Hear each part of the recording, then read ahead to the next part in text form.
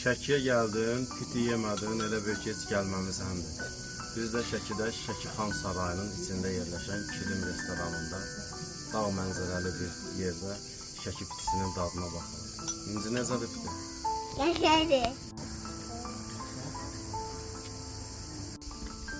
Kilim restoranının süfrədarıdır. Şəki pitisinin yeyilmə qaydasını öyrədir İnciyə. Hə İnci?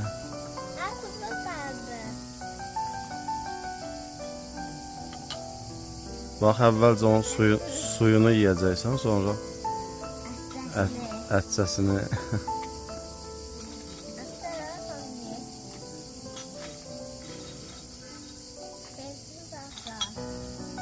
Suxarika.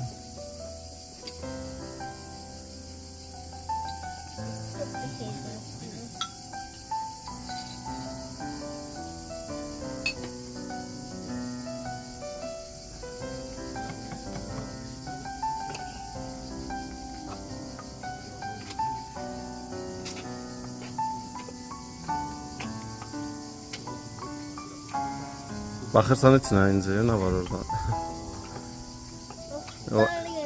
O əti əzir də sənin üçün orada. Sağ ol.